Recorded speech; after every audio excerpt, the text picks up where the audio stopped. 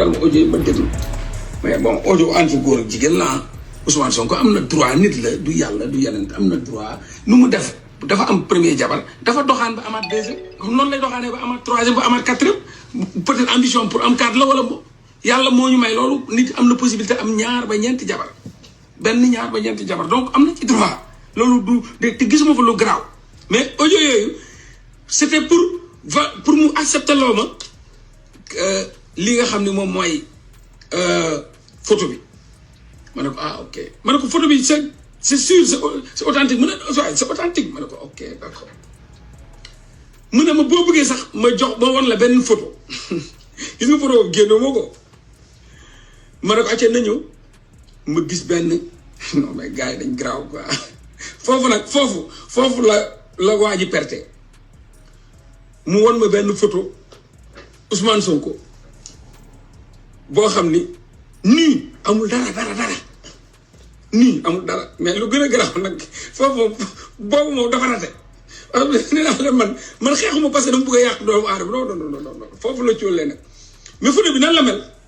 fii ba fii yaramu neen fii mel ni photo carte yaramu neen ak bopp Ousmane Sonko lépp ñuul nice beneen këppati bi fii ba ci genou ak benn bangalaam ak trois maanaam dafa dagg photo bi daal lii la mu dagg ko fii bopp Ousmane Sonko yaramu neen photo bi daf ni dagg photo bi jeex na beneen partie de dënn bi ba ci suufu genou yi deuxième beneen partie bi de jumbax bi ba ci kii ma ne ko waaw sama waay mu ne waaw ma ne ko mais lan moo tax photo bi daggatoo kii moom Ousmane Sonko la ma ne ko waaw mais léegi nan ngeen def ba Ousmane Sonko taxawee nii def yaramu neen bagage bi yëpp ci biti mais lan moo tax photo boobu noonu mu collé wu leen ko quoi lan moo tax muy daggee nii mu ne ma non qualité bi la quoi ma ne ko non bii moom nanguma quoi kii moom du Ousmane Sonko bii moom montage la quoi non du montage non ma ne ko non léegi lan moo waral li non Ousmane Sonko bu mu wax gel bi def na ko dama la namm quoi ma ne ko waaw dama la namm après moom comme seq naa gel bi envoyé ko photo taatu neenam après Ousmane Sonko envoyé ko ay kii ma ne ko mais photo bi bu dee photo bi la ko Ousmane Sonko envoyé lan moo tax ngeen koy daggate ni c'est pas normal war leen ko woon daggate photo bii moom sama waa ji ànduma ci ma ne ko léegi mu jox ma photo boobu ma ne ko ok comme nee nga authentique na ma publier ko ma ko publier ba pare par rapport ak commentaire yi ma delluwaat ci attends ñu déglu ba fee sax na ko sama waay waaw yow sa photo bi par rapport ak audio yi nga ma tegal pour wan ma ne am na relation loolu moo tax Ousmane yónnee ko ma ne ko fii fan la mu ne ma ci duusu Ousmane Sonko la lii duus bi la ma ne ko duus mu ne waaw yow Moussa do kër Ousmane Sonko ma ne ko déedéet. Bon partagez leen ma live s'il vous plaît partagez leen bu ngeen gisee may ñëw nii continuellement c'est parce qu'on m'a coupé beaucoup de fois dañ may dagg à chaque fois dañ may censurer parce que dafa am ñuy signaler sama live kan mooy signaler sama live Mollah Morgun ci boppam mooy signaler sama page ak signaler sama live Mollah Morgun mooy def loolu noonu moo tax ñu tëj sama page Facebook waaw moo tax ma tegaat ko parce que dama bëggoon continuer wax ci Mollah tuuti expliquer leen quelque chose d'accord donc partagez leen ma live bi maa ngi nuyu ñëpp di ziar ñëpp li ngeen gis ma ngeen gis ma publier wu ma wala commenter wu ma wala aimer wu ma like ma dañu restreindre sama page te Mollah Morgun moo def loolu preuve yi moom laa leen di wan nii léegi d'accord on va commencer par celui-là mi ngi nii benn publication bi ma def di wax de son état mental d'accord Facebook yónnee ma capturer d'écran ñu daal di bloquer sama page à cause de neneenu publication bi parce que c'est une publication haineuse et une publication ba nga xamante ni c'est dangereux pour la communauté alors lire leen ci suuf en France lisez d'accord man saagawuma Mollah xasuma ko waxuma ko dara loo xamante ni ñaaw na d'accord mu tëj sama page li ngeen doon gis live yi di dagg ñun ñu foogoon ni c'est quelqu'un qui dagg live yi wala ñu foogoon ni Facebook moom mooy dagg live yi ndekete suwaay Mollah moom moo am temps boobu noonu ndekete mi ngi ñuy seetaan Mollah yow nga ne yaa ngi ñuy seetaan ñun xam nañu yaa ngi ñuy seetaan parce que man yàgg nañ ma ko wax Marginal mon frère yàgg na ma wax ne ma Madieye gars yi ñu ngi lay coytu si suuf mais yéen vous êtes très lâche yéen li ngeen mel baaxul yéen du ngeen ay nit du ngeen nit gorewu leen baaxu leen je vais vous dire pourquoi gorewu leen baaxu leen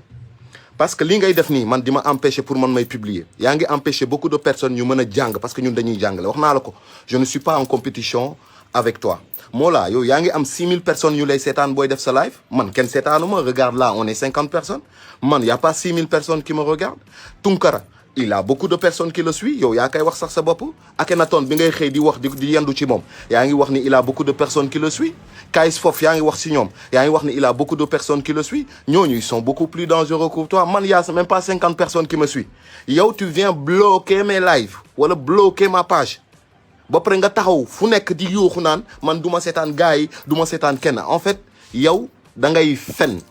fenkat nga syndromiquement parce que c'est ton syndrome yow tu as le syndrome justement du mythomane t'es un mythomane en fait li ngay def mooy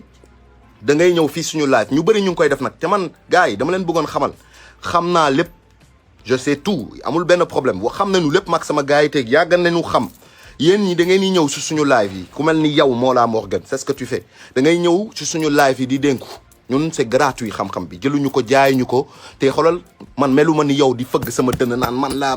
maa xam lii maa mel nii man la ci man ngeen mën a xamee lii ci man ngeen xamee la ñun meluñu noonu ñun li ñuy wax dañ koy jox gratuitement pour les gens gratuitement kenn fii sama gars yi may seetaan mënu laa wax ne ñun dañuy fëgg suñu dënn di jayeeku naan dañu am dara wala dañu xam wala nangam dañuy partager savoir bi gratuitement c'est ça notre métier loolu la ñuy def fi Mollah ñun meluñu ñu yow nekkuñu ci l'ego nekkuñu sur l'égocentrisme te kenn waxu fi kenn taxaw fi man musuma fi taxaw ne man maa gën a muus képp ku may seetaan fii ñun ay taalibe lañu dañu wàccee suñu bopp te Mollah Morgun man dama la doon supporter je t'encourageais j'étais là à t'encourager dans tous les sens du terme xam nga da nga def ay quelques jalgat ñu teg la ci yoon parce que noonu la entre nous la ay frères lañu boo génnee yoon ñu teg la ci code teg la ci yoon nga daal di duggaat ci rang bi affaire bi jeex mu jël mais tu continues à insister dans ta bêtise yaa ngi continuer di def li ngay def yow lii nga fi wax nii nee nga sur des raisons comme ça moom laa lay tegal nii ah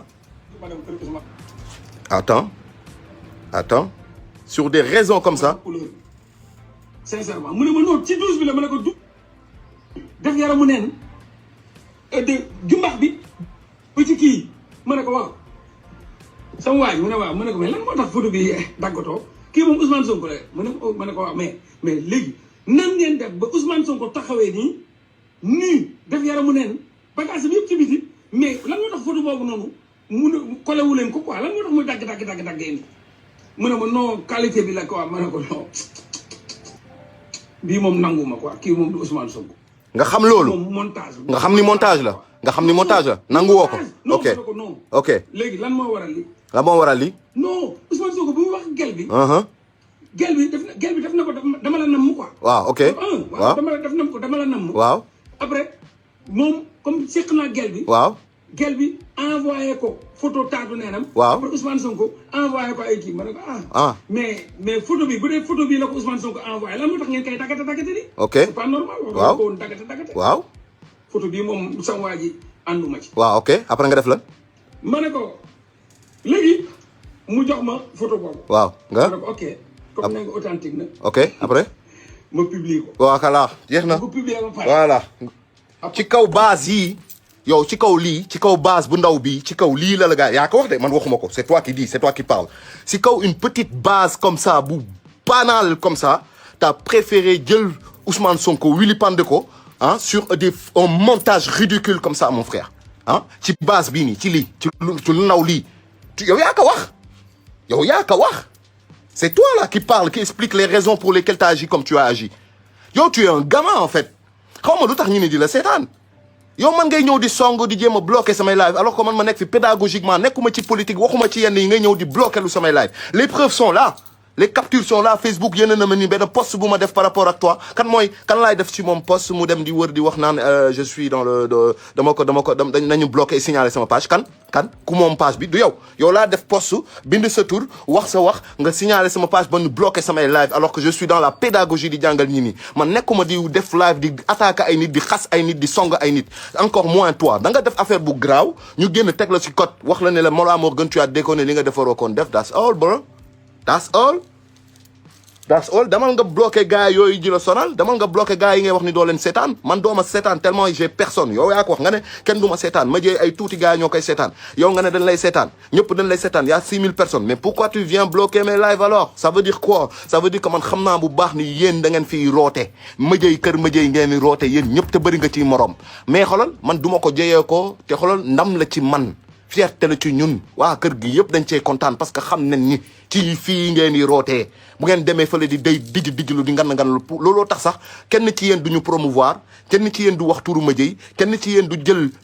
pas Madieye pas man la personne mais le travail qu'on fait je parle du travail qu'on fait boo nee Madieye rek c'est-à-dire que moi je suis en train de parler du travail qu'on fait collectivement avec mon équipe bu leen jëlee ni man Madieye man meluma noonu donc du ngeen def live ba wax wee Madieye ou gars yi ànd ak Madieye les live de Madieye nii ak naa du ngeen ko def vous faites pas ça vous faites quoi da ngeen di utiliser li fi nekk dem utiliser comme si yéen a fa nekkoon yéen a ko wax yéen a ko jàngale mais mon frère amul benn problème su fekkee ne da ngay def noonu am na ñu bëri ñu koy def te c'est gratuit ñun on veut que ça se passe comme ça d'ailleurs tu comprends on n'a pas de problème d'ego nous mais de grâce mon frère ne viens pas bloquer nos lives nag yow tamit man Madieye dooma seetaan lu ndaw laa kay yow kay bàyyi mu jàll su waaye kër na nga dem bloqué borom 1000 vues yi borom 2000 vues yi 3000 vues yi kon yaa ngi may seetaan say morom ñu ngi may seetaan ñu la gën a punkal ñu ngi may seetaan man xam naa loolu dafa ñu jinne jàpp ñu xam nañu loolu xam nañu yéen ak ñuy seetaan c'est extraordinaire quoi ngay ñëw di ma bloqué ak man quoi man du ma waxati ci yow pare naa ci yow jeexal naa ci yow li may wax naa ko ci yow tu es malade dans ta tête en fait tu vois tu es un narcissique non seulement tu es narcissique un mégalomane et un dépressif nerveux aigu yow tu as un problème aigu de personnalité yow tu as un problème justement avec ta personne mégalomane narcissique et dépressif tu as plusieurs personnalités yow ku am confiance ci yow mooy pare na ku la wóolu même bu dee ngay jàpp ci combat bi en tant que Pastef ou en tant que militant pour yóbbu combo Sonko sa machin la ku lay déglu ku la topp ku nekk yaa ngi koy dugal ci guuta wala yaa ngi koy sànq parce que tu es nul à chier un peu comme le président que tu dis qu'il est nul à chier mooy Macky Sall yéen a bokk benn mentalité parce que ce genre de mentalité là que tu as qui fait que ngay ñëw di bloquer sama live wala di ma signaler ba ñu may bloquer moom moo tax ma lay wax ak ñi may wax ak yow nii alors que j'ai jamais fait ça à quelqu'un je ne fais pas ça moi j'ai pas le temps pour ça je suis pas dans ton niveau mon pote moo tax ngay ñëw di jàng ci daara ji après wëlbatiku fële dem di wax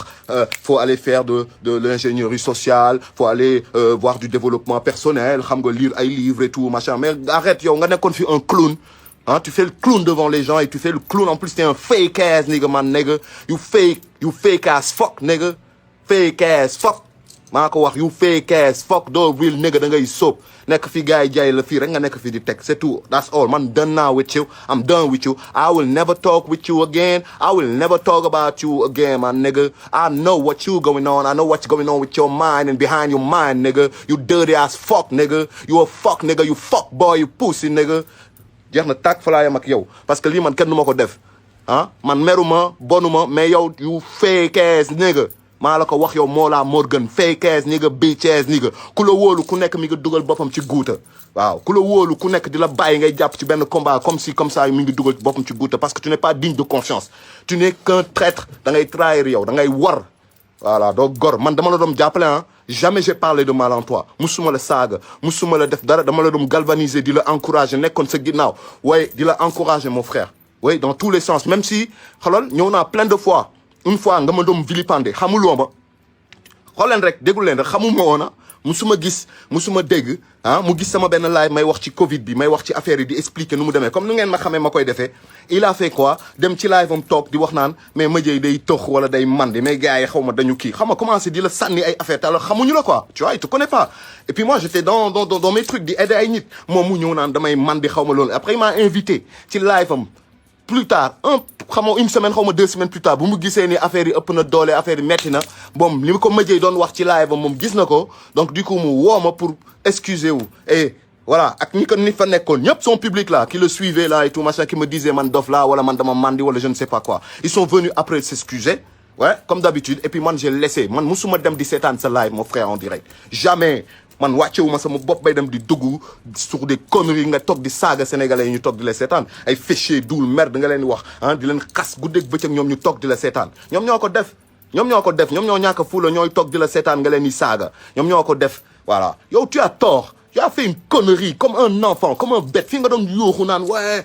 xaw ma lan maa fi gën a muus man la moo la adduna bi yëpp man la une erreur comme ça sur une futilité banale comme ça t'as préféré vilipender la vie privée d'un leader politique boo xam ne ñu bëri dañ ko yaakaar c'est ça ton erreur gis nga boo amee tuuti grandeur da ngay wàccee sa bopp tuuti daal di jéggalu nga daal di fay sa réseaux sociaux off réseaux sociaux yi mais comme que doon nit wéruloo man maa la ko wax wéruloo tu es complètement taré fii ngay taal sa caméra guddeeg bëccëg ah di jéem a xool jéem a expliquer la wax amuloo sax dignité un grandeur d'homme mooy nit ku mat góor yàlla taxaw wax ni damaa juum maa ngi jégalu wax ngeen dëgg yéen ñëpp man maa tooñ man maa def erreur dañ ma nax ndekete li ma doon muus yëpp waa gis naa ku ma gën a muus wala tey di de daanu naa quoi gars yi maa ngi jégalu lii dafa laaj man ma def un retrait tu vois def benn recul xoolaat sama bopp jàngaat bu baax parce que dafa mel ni dama jaxasoo parce que mon frère tu es perturbé yow da nga jaxasoo tu comprends t'as besoin de repos pendant longtemps t'as besoin de quitter les réseaux sociaux pendant longtemps hein et de te remettre les idées en place d'aller faire du sport et de la méditation pour te retrouver avec toi-même tu as le cœur endurci sa xol bi dafa dëgër da ngay fen ñi ni naan lam dama baax dama yaatu nangam mais tu as le cœur endurci mon frère voilà parce que nit ku baax du war yow da ngay war ba pare di wane ni da ngaa baax ba pare di bëgg pas tu te fais passer pour le sauveur et j'ai parlé de ton syndrome du sauveur loolu moo la metti nga dem bloquer sama live di bloquer sama page Facebook ba Facebook di ma bloquer di ma yónnee ay message what the fuck nigga what the fuck you ain't not even ashamed about what you're doing nigga you're doing stuff like that man to me to a guy like me that teach people about themselves about story about everything and you come and do me stuff like that nigga what the fuck is wrong with you What the fuck is wrong with you? Nigga, you crazy as fuck, man. Go away. Go help yourself. I cannot help you. Donc ñun pare nañu man pare naa ci yow dootuma waxteeg yow man musuma def lii mais yow yaa tax ma def lii man dama la doon support mais gis naa ne bitch ass ni nga fake ass ni nga ko gisul ngaaka la ni yow ñi lay topp ngaaka la ñu ni yow ñi lay jéem a baal di la jéem a comprendre ay ngaaka la ñu ni yow straight. Voilà. Et Nit Doff se dirait la même chose que moi à l'heure qu'il est. The realest. Donc, trahir. Tu l'as trahi. T'as essayé de le... Là, en ce moment, dans les news, là, il y a sound Nit Doff derrière et tout, machin. Fuck, nigga. Gis nañu la. Seen nañu la. From far, bitches. From far, we see you. Mo, là, you dead. Yeah. Jeex na tàkk fay naa la. Over. Next.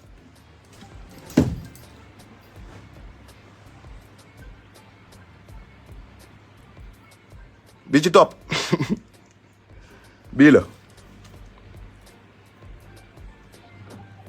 Beaucoup au TER que nous connaissons ici en France, j'imagine que c'est pas un hasard. Absolument Maya, vous avez raison. Il faut dire que tout le projet de TER ici au Sénégal a été réalisé à 95%, on va dire, par des sociétés françaises depuis la conception jusqu'à la mise en œuvre. Et d'ailleurs, la société de TER sénégalais est détenue à 100% par la SNCF. Et puisque vous me parlez des trains, et oui, vous avez raison,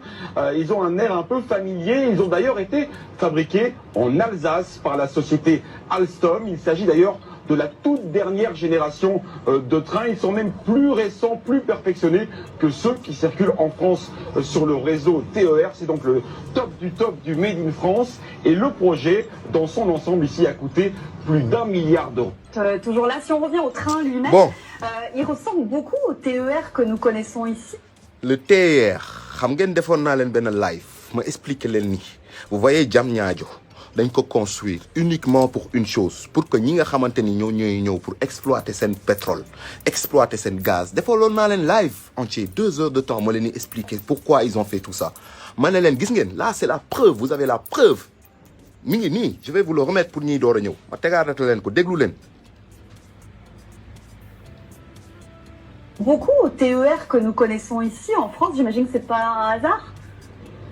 Absolument, Maya, vous avez raison. Il faut dire que tout le projet de TER ici au Sénégal a été réalisé à 95%, on va dire, par des sociétés françaises depuis la conception jusqu'à la mise en œuvre. Et d'ailleurs, la société de TER sénégalais est détenue à 100% par la SNCF. Et puisque vous me parlez des trains, et oui, vous avez raison,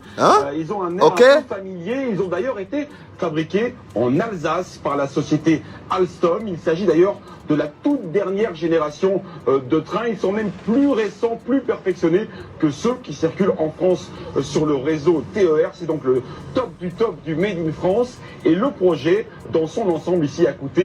plus d'1 milliard d'euros. Toujours là, si on revient au train lui-même... 1 milliard, mon frère. Oh, putain. Waouh. Macky Sall, mon frère. Macky Sall. Ay waay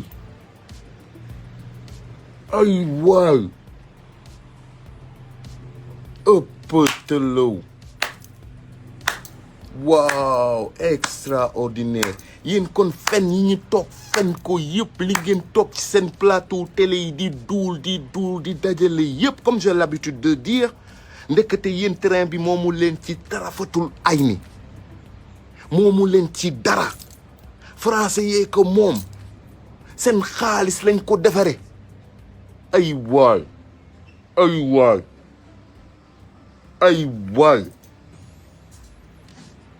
li jéggi na dayo de Sénégal li jéggi na dayo de yéen a ngi calculer ni yéen Diamniadio moomu leen ko itam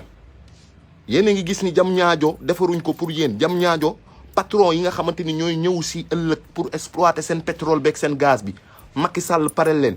seen patron yooyu ñoom ñoo moom train bii dañ leen koy defal pour ñu mën a àgg foofu comme fii ni ñu koy defee Europe ñoom fii dañoo am seen jëmtuwaay yi leen yóbbul ba Diamniadio gis ngeen Diamniadio logement yi fa nekk je vous ai fait un live en vous expliquant ça gis ngeen Diamniadio logement yi fa nekk ah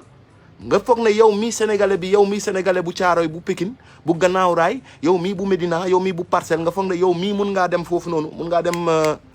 Diamniadio am fa kër yow dañ la ko destinel yow nga foog ne am nañu liggéey boo xam ne préparé nañ ko am nañu usine boo xam ne préparé nañ ko wala entreprise boo xam ne préparé nañ ko nga ci am salaire bu doy boo xamante ni yow dina la permettre nga am ci kër yooyu Diamniadio yow nga foog ne pour loolu la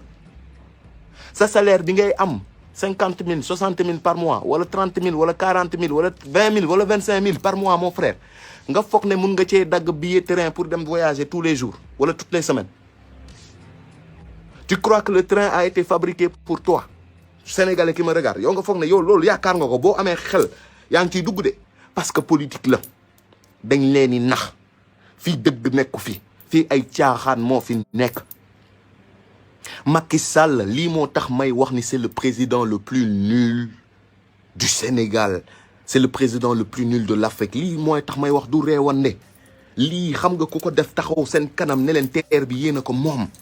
taxaw ne leen yéen sénégalais yi yéen a ko moom ay polémique jug ci ñu jug ci plateau télé yi toog ci plateau télé yi di leen wax ni train bi yéen la seen xaalis la yéen a ko am te et puis dina indi ay bénéfices d'ici quelques mois quelque temps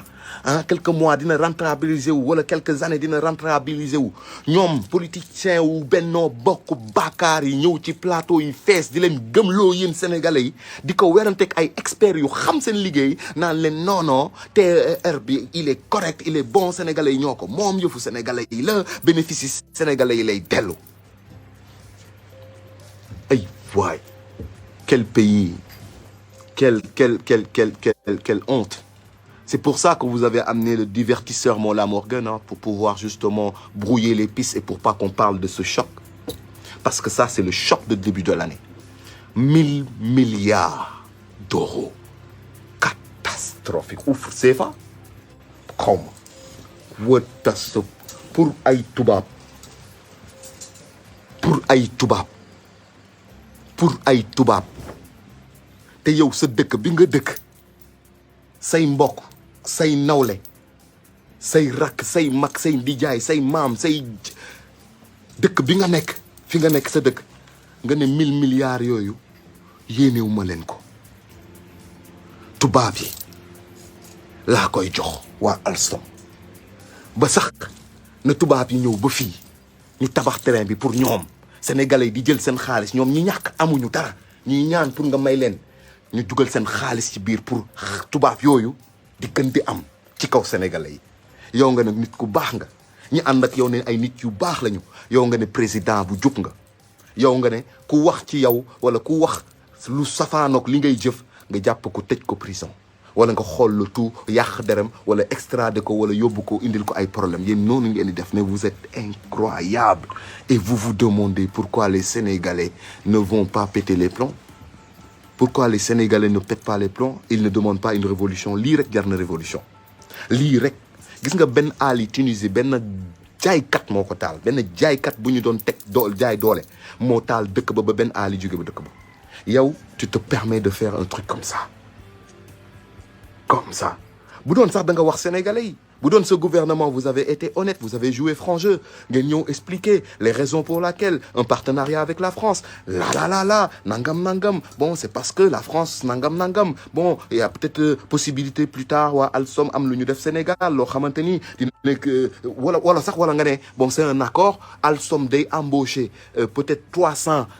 Sénégalais jël leen Sénégal yóbbu leen France jox leen ay kayit dugal leen Alstom ñuy liggéey pour mën a dimbali seen njaboot Sénégal un échange de bons procédés dama lay jox xaalis pour nga sukkaliku sa entreprise génn ci nga am ay chômage yu wàññeeku au niveau de ton entreprise et de ton pays man en retour je te dis tiens je te donne 300 Sénégalais nga former leen wala nga dugal leen biir Alstom aussi ñoom tamit ñu mën a soqali dimbali au moins quelques Sénégalais c'est logique enfin c'est logique quoi non même bu dee dañ téye say loxo même bu doon dañu cadenassé say loxo mais tu peux faire un truc pareil tu peux faire ça essayer de faire un échange de procédés indil ko 300 Sénégalais wala boog Alstom tu viens tu finances tu investis justement sur l'entreprise et tu sauves l'entreprise mais en même temps tu demandes à Alstom de venir faire des centres de formation et de former les jeunes Sénégalais dans le métier ferroviaire voilà ngeen def loolu am na ku mer de xaw ma kan la am na ku mer lool mi ngi génne bopp yu xonk yi waaw mi ngi mer rek wax dëgg yàlla donc je sais pas pourquoi meral nag xaw ma lu tax ngay mer waaye bu dee man la baal maa ngi jégalu si waaye xaw ma lu tax ngay mer c'est moi là peut-être derrière moom la wala ku ko àndal wala ku ànd ak moom voilà c'est ça non meral bul arrêté su maay continuer sa bopp mer yi waa kay alors que continuer ko amul problème voilà TER bi lan moo tax Macky Sall def lii mu def nii luy ndayu lii fan lañ ko teg voilà c'est de la nullité sans nom lii mooy un incapable lii mooy un njublang un menteur un saay-saay un unku moo tax xale boobu ndaw soosu traite la de unku parce que t'es un unku y a que le unku qui peut faire un truc comme ça t'as menti à tout le monde là c'est une preuve regarde mënoo wax dara kenn maa ngi jégalu yéen seen gouvernement mun leen génn wax dara lii moom mun leen ko lay vous allez dire quoi beaucoup TER vous allez dire quoi que nous connaissons ici en France j'imagine que c'est pas un hasard. Absolument, Maya, vous avez raison. Il faut dire que tout le projet de TER ici au Sénégal a été réalisé à 95%, on va dire, par des sociétés françaises depuis la conception jusqu'à la mise en œuvre. Et d'ailleurs, la société de TER sénégalais est détenue à 100% par la SNCF. Et puisque vous me parlez des trains, et oui, vous avez raison,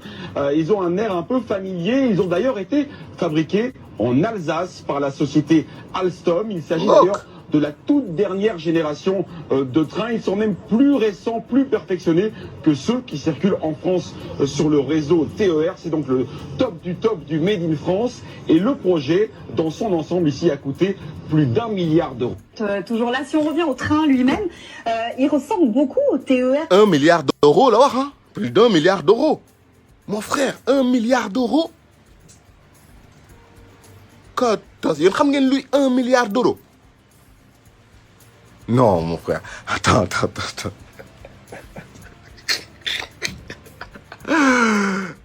Non, 1 milliard d'euros. Non, non, non, non, vous pouvez pas mesurer. 1 milliard d'euros. Catastrophe. Ah ouais. Ah ouais.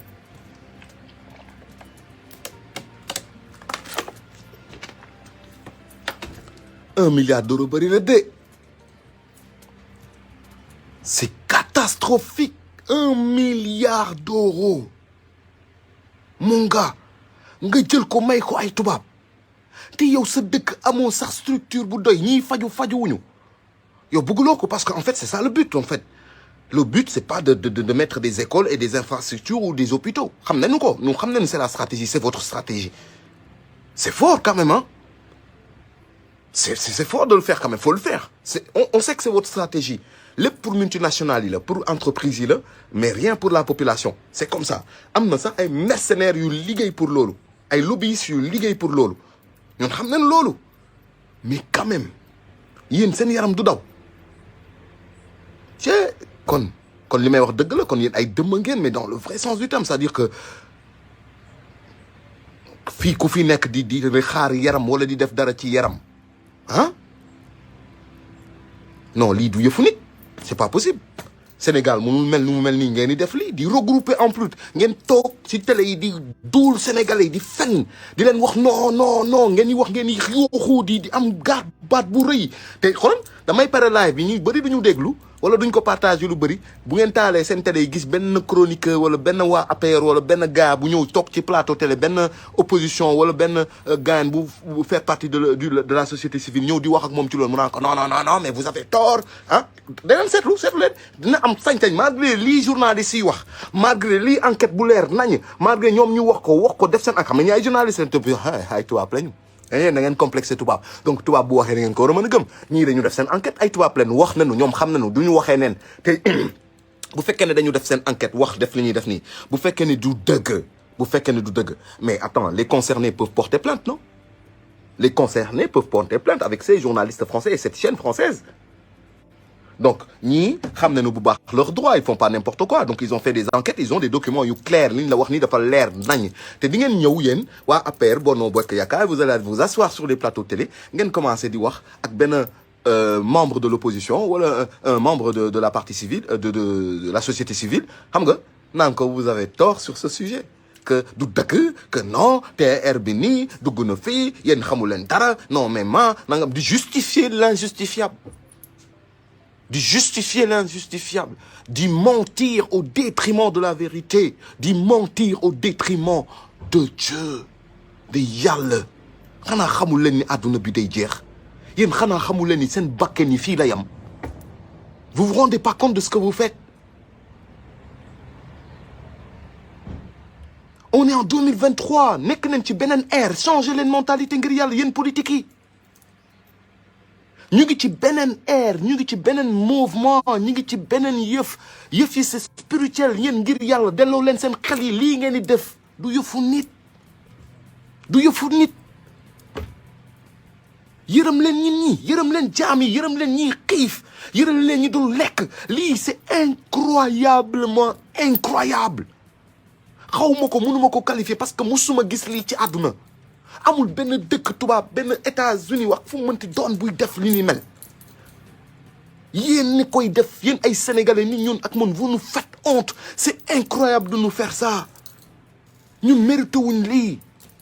mën nañ ci génn Sénégal bëriwul nit mon frère on n'est pas nombreux on est 16 millions bu ngeen baaxoon xoolal benn un milliard d'euros boo ko joxoon jox ko benn sénégalais bu nekk ça fait 16 millions mon frère sénégalais boo ko joxee 1 million d'euros mu génn ci mais merde putain mais qu'est-ce qui vous arrive boo ko joxee benn 1 million d'euros sénégalais ne ko kërti ci mu kërti ci ba am ci kër ba defar ci loo musta gis yéen ngeen jël 1 milliard d'euros jox ko ay tubaab ci biir Sénégal ci xaalisu sénégalais yu ñu amul ñu war ko fay seen doom war ko fay seen doomaati doom war ko fay et puis vous êtes là vous mettez des garde-côtes pour que xale yi bu ñu jël géej gi ngeen tiire leen wala ngeen jàpp leen possible ñun ban malheur la ñu am quoi franchement mais c'est man je ne blâme pas les contraintes je suis dur comme soldat xam naa ni li ngeen di def ni yëpp daf ñuy forger dafa am lu muy def ci ñun dafa am lu muy yee ci ñun dafa am lu muy dëgëral ci ñun daf ñuy wan tamit dara daf ñuy jàngal lu bëri parce que lii du yëfu nit du def lii ñun xam ne ni yéen àndu leen ak seen sago àndu leen ak seen sago même bu dee da ngeen foog ne da ngeen ànd ak seen sago yéen ñi nekk ci gouvernement Macky Sall laa wax de ak Macky Sall seen bopp seen baay seen dof boobu noonu muy Macky Sall biiru siiru xaw ma lan kooku noonu ma ne vous n'êtes pas vous-même àndu leen ak seen sago ñun xam nañ ne àndu leen ak seen sago te àndu leen ak seen nekkin dëggantaan xam nañ fi ngeen taxaw ak tànk yi ngeen taxawee waaw yéen ñëpp vous êtes corrompus en plus vous êtes dans des loges vous êtes bizarre da ngeen bizarre ay pratiques yu bizarre ngeen yor waaw yéen a ngi ci drogue bi yéen a ngi ci sangara si yéen a ngi ci caga si yéen a ngi ci ay góor jigéen yéen a ngi ci lesbianisme yéen a ngi ci lépp lu bizarre lu kenn ñamewul def seen doom yee koy def ak yéen ñii voilà yéen ñii politique yooyu noonu sàcc alalu réew mi ku koy def parce que xaalis bi moo tax yéen da ngeen comprendre en fait échange énergie parce que ju ngeen jàng loolu yéen lu bon rek ngeen di jàng yéen loolu ngeen xam yéen politique yi laay wax lu bon rek ngeen di jàng magu yi njuuj njak loolu la ñuy woowee ni ñu koy waxatee loolu la ñuy woowee trigonometry ok trigonometry yéen da ngeen jàng fen da ngeen ko jàng mu nekk seen dossier mu nekk seen yëf ngeen koy doxee di ko taxawee quoi en fait c'est comme ça que vous êtes naturellement et donc vous n'avez aucune conscience collective xamu leen loolu vous faites des choses pour vous-même et pour votre personne et toute votre vie vous apprenez à comment tromper les gens manipulation des masses manipulation du coup d'une personne d'un individu manipulation vous ne faites que ça vous ne travaillez que dans la manipulation parce que amu leen xel vous n'êtes pas intelligent donc la seule chose que vous pouvez faire c'est du vice pour amadouer les Sénégalais et vivre d'eux parce que amu leen métier waaw kan ci yéen moo am métier kan ci yéen moo mun a génn ci plateau télé ne man sama métier de formation lii la kan amu leen métier donc vous savez rien faire d'autre que di baab Sénégalais yi amadouer les Sénégalais et di lekk ci kaw Sénégalais yi vous ne faites que ça voilà c'est votre métier ñëpp xam ne leen ils vous ont constaté les enfants les jeunes ils vous regardent ils voient très bien que amu leen benn métier munu leen menuisier munu leen maçon munu leen mécanicien munu leen tôlier munu leen dara munu leen bay munu leen dara te bu leen wax ni da ngeen am xel que vous êtes intelligent parce que vous n'êtes pas au cas où si vous étiez intelligent on aurait vu que vous aviez justement mis des pierres à l'édifice du coup par rapport à je sais pas moi à la construction du Sénégal wala autre chose wala ngeen def ay société wala ngeen def ay entreprises yu am solo yoo xamante ni on sait que vous êtes très intelligent vous innovez indi fi lu bees lu kenn xamul wala lu kenn amul wala lu kenn mënul mais vous tous vous êtes des njublang vous n'êtes pas là pour aider amu leen xol boobu talu leen ko ay seytaane ngeen yàlla gëmul leen ko ay seytaane ngeen kenn ci yéen mënul tare alxuraan kenn ci yéen buñ leen wane ci télé yi ngeen jël seen micro ñu ne leen talil benn saar ngeen nekk foofu di leebele trop dugg na fii di jaxase parce que ñit ñi ñoo leen wóolu quoi en fait je sais pas pourquoi ñu wóolu leen ñit ñi ñoo leen wóolu quoi parce que ñit ñi ils arrivent pas à voir que vous êtes nul à chier yéen ñëpp xamu leen gàtt école yi ngeen dugg da leen dofloo liggéeyu leen lu dul pour tubaab yi lu ngeen def guddeeg bëccëg seen yeewu seen yendu seen guddi seen fanaan lépp tubaab yi ngeen di xalaat tubaab yi ngeen di liggéeyal lépp lu ngeen am tubaab bi ngeen koy jox vous êtes là pour des tubaab et on le sait moo tax ngeen def li ngeen di def Sénégalais yi du ngeen rus amu leen kersa yéen du ngeen fàttaliku démb amu leen ay maam yu baax ay maamu traître ngeen amoon moo tax ngeen di defee ni ngeen di defee la plupart d'entre vous du ngeen fàttaliku démb xamu leen seen maam yi fu ñu jaar da ngeen fàtte démb dama koy wax souvent da ngeen fàtte démb da ngeen fàtte fu seen maam yi jaar ak tubaab yi ba tax na tey jii ngeen bëgg a jël Sénégal jaay ko tubaab yi yéen a ñàkk jom moo tax amu leen déretu garmi amu leen déretu buur da ngeen seen maam daa deewul ci champ de combat seen maam xarewul ak tubaab bi moo tax ngeen di defee nii ngeen di defee waaw bu seen maam bu seen yow frère y a combien de doomu garmi doomu buur des princes laa la wax des princes Macky Sall yaa may déggul ay prince dignement yoo xamante ni il marche au Sénégal bëri lool Waalo Jolof Kayor Sine Saloum Fouta ñun ñëpp on est là au Sénégal ay petits princes ay doomu buur lañu bu fekkee ne royaume amaat na Sénégal dañuy fal buur on est des nobles ñu ngi dox Sénégal ngeen teg seen république suñu kaw ñu nangul leen ngeen bëgg ñoo jël bëgg ñoo pasam pasare bëgg ñoo jaay bëgg ñoo teg xel bëgg ñoo fii duñu pamti pante mel ni ñun ay baadoo la duñu dara yow te mbaladu quoi t'es malade ou quoi ay doomu buur ñooñu ak Sénégal ñoom rek nga fay gis y a que des princes et des petits princes. On a le sang royal mon pote xamuloo lii loolu le sang royal ni ngay respecter le sang royal européen ni ngay respecter le sang royal anglais ou je sais pas français c'est la même chose si ce n'est plus qu'on a nous. On a du sang royal la plupart des Sénégalais ñëpp ngay nekk fii di bëgg kolo seen kaw nga foog ne ay baadoolo nga ko sekkal des moins que rien ah ñu toog nii bàyyi la parce qu'on n'a plus le royaume maintenant c'est une république bananière ah où vous travaillez tous pour la France et les Français ah dara defu leen ko pour le Sénégal dara jéemu leen ko pour le Sénégalais ah même suñu histoire une once benn genn wàll bu ndaw parti mënu leen ko jël teg ko ci livre scolaire yi jox ko xale yi pour ñu mën ko jàng xale yi sonn lool.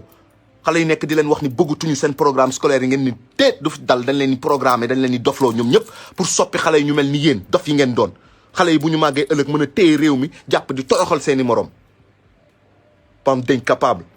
cim soof yàlla dina nu fay yàlla dina nu àtt ak yéen maam yi dina nu jàppale yàlla dina nu àtt ak yéen maam yi dina nu àtt ak yéen parce que vous êtes nuls lii nag ngeen ko mën a defee et plein d'autres scandales hein? Plein d'autres scandales hein? Là je reste sur ça aujourd'hui mais il y a plein d'autres choses voilà vos milliards que vous passerez entre vous on le sait hein? Tout le monde le sait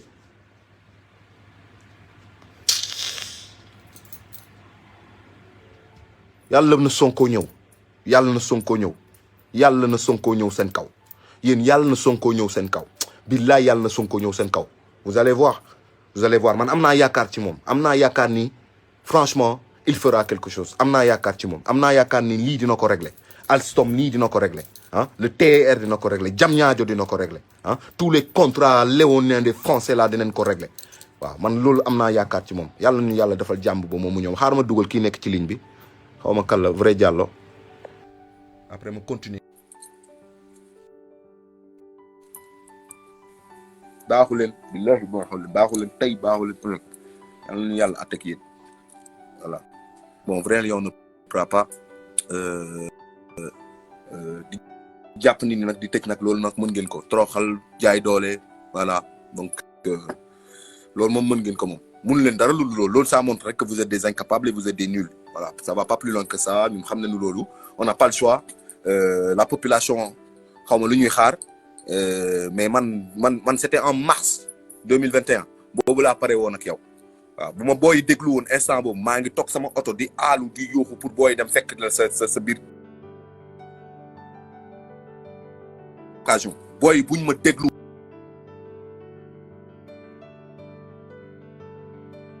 bés boobu moo doon sa bés yow Macky Sall c'était ce jour-là mais tu l'as échappé belle grâce à ki nga jàpp tey ko muy nit dof de realest nga jàpp ko tëj ko prison kooku moo la ci génne billahi kooku moo la ci génne maam yi xam na ni kooku moo la ci génne kookoo calmé xale yi moom moo wax xale yi nañ dal déglu kilifaam Ousmane Sonko nee na moom mooy kilifaam mu déglu ko dalal xale yi dal looloo tax fekk ñu la ca palais ba de mais ils allaient te déloger ce jour-là billahi wallahi talaay nit doof moo la sauvé tu vois aujourd'hui tu le mets en prison naan dafa saaga xaw ma lan la loi xaw ma lan ñin mais vous êtes grave au même moment on laisse des gens dehors yoo xamante c'est des criminels hein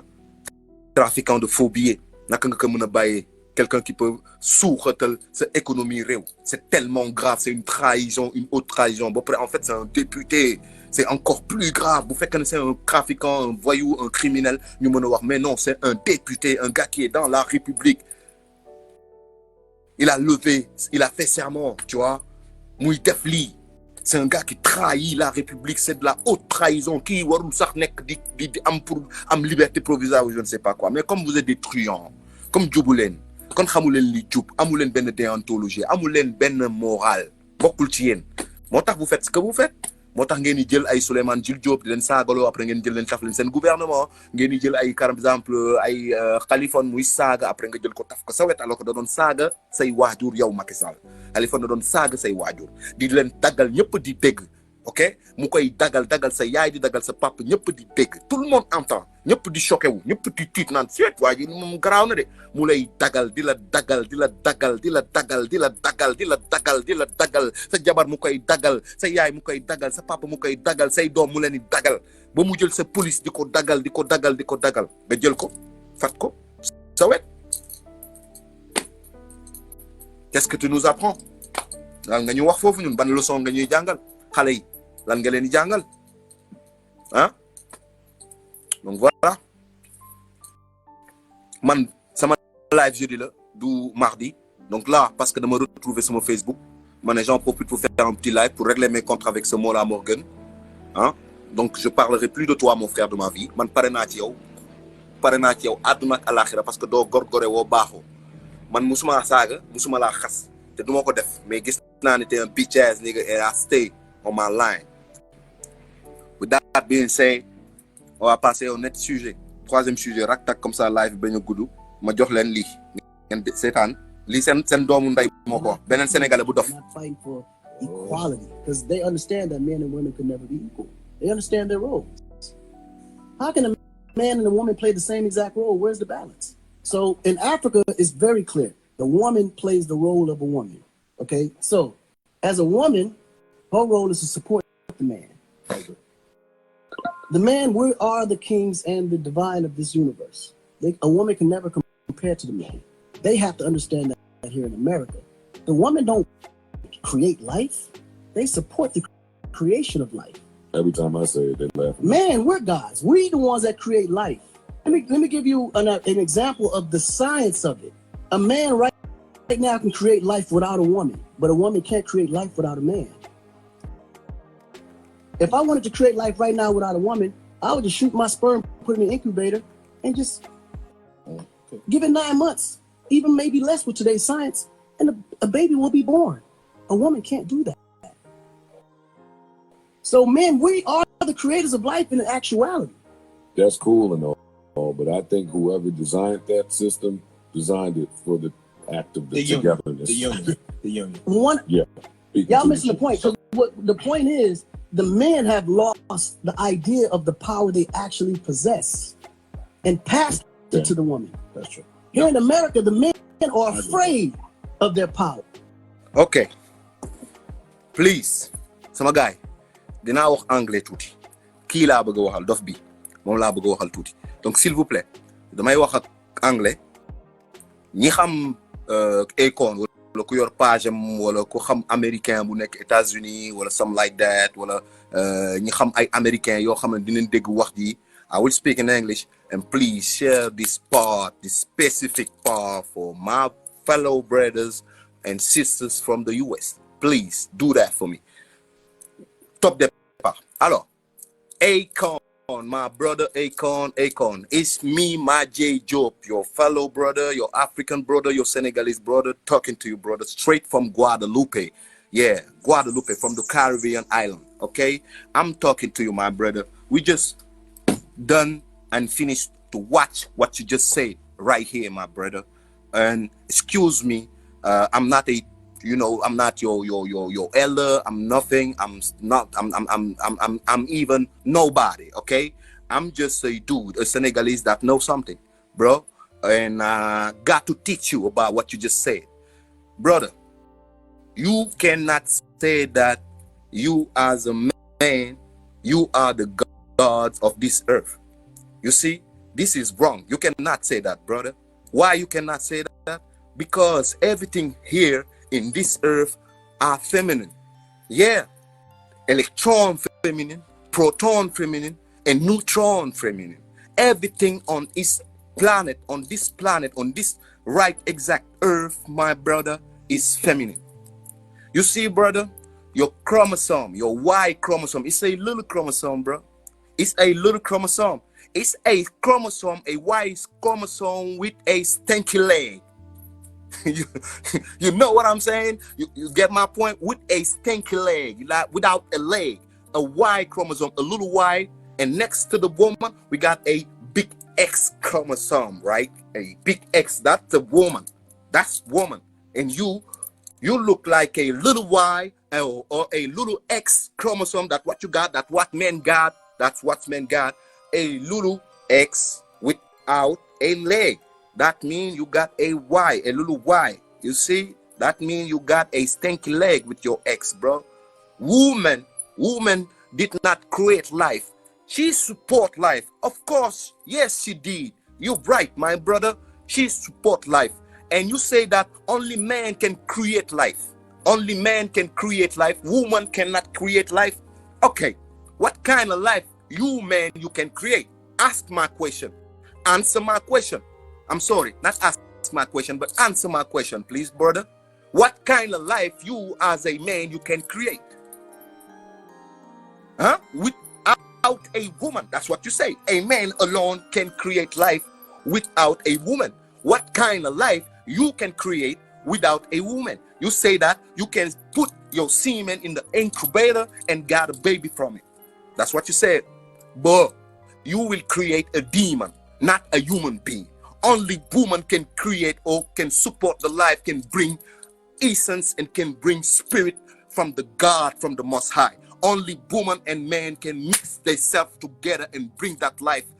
here in earth, my brother. You as a man alone, you cannot do that. If you try to do that, brother, you will bring on earth as a demon.